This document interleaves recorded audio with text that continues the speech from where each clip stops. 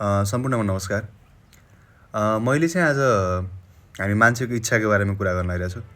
जस्तै कुण्डलीमा चाहिँ 11औँ भाव भनेको मान्छेको इच्छा भनेर देखिन्छ कि डिजायर्सहरू भनेर देखिन्छ।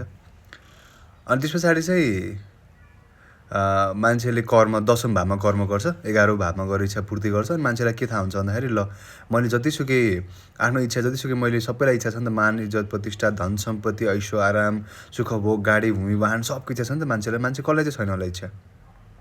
मान्छेले मलाई सम्मान गरिदियोस्, मान्छेले मलाई माया गरिदियोस्, मान्छेले मलाई मान दियोस् भन्ने सबैलाई इच्छा छ नि त हामीलाई।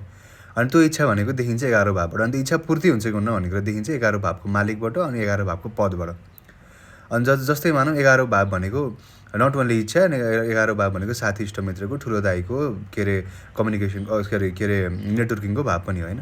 सो के हुन्छ भन्दाखेरि चाहिँ अब इच्छाको कुरा म चाहिँ कसरी लिन्छु भन्दाखेरि मान्छे सबैलाई इच्छा छ। मान्छेलाई अब सानो गाडी छ भने ठुलो गाडी चढ्ने इच्छा छ, साइकल छ भने बाइक चढ्ने इच्छा छ, के अरे घर सानो छ भने ठुलो घर बनाउने इच्छा छ, कसैको घरै छैन उसलाई घर मात्रै भइदियो हुन्थ्यो भन्ने छ। सो संसारैभरि हामी 11औँ भाव इच्छामा गइन्छ कि।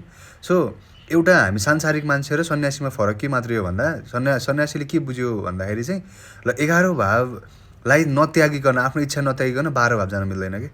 जस्तै मानौँ कुण्डलीमा हेर्दाखेरि त 11औँ भाव सकिसकेपछि बल्ल 12औँ भावमा आउँछ नि त। भनिसकेपछि यो यदि मान्छेले आफ्नो इच्छा त्यागेन, आफ्नो सम्पूर्ण इच्छाहरू ल यस्तो हो कि इच्छाको कुरा कसलाई हुँदैन, तर मान्छेलाई जस्तै मानौँ अहिले सानो गाडी छ, ठुलो गाडी पाइसकेपछि एकैछिनको खुज्यो, फेरि अर्को ठुलो गाडी चाहिन्छ अथवा अर्को BMW चाहिन्छ, मर्सिडिज चाहिन्छ, फर्चुनर चाहिन्छ होइन। सो त्यो मान्छेको इच्छा सीमितै रहँदैन कि, त्यो डिजायर्स बढेको गर्छ नि, त्यो मान्छे जहिले पनि दुखी रहन्छ कि। त्यही भएर म के भन्छु भन्दाखेरि चाहिँ के अरे हामीलाई यदि जीवनमा सुखी हुनु छ भने मैले चाहिँ कसरी हेर्छु कुराले भन्दाखेरि जीवनमा सुखी हुनु छ भने 11औँ भाव त्याग्नै पर्छ कि हामीले।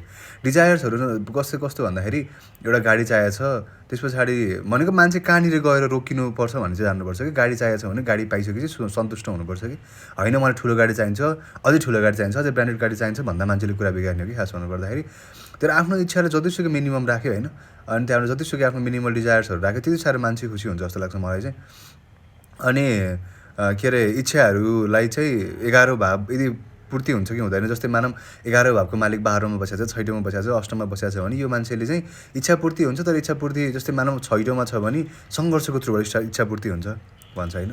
अनि त्यस पछाडि चाहिँ के अरे पद पनि हेर्नुपर्छ यसमा पढ्नुमा चाहिँ। जस्तै 11औँ भावको पद लग्नमा गएर बसेको छ भने यो मान्छे एकदमै भोगी स्वभावको मान्छे हुन्छ भनेर देखिन्छ।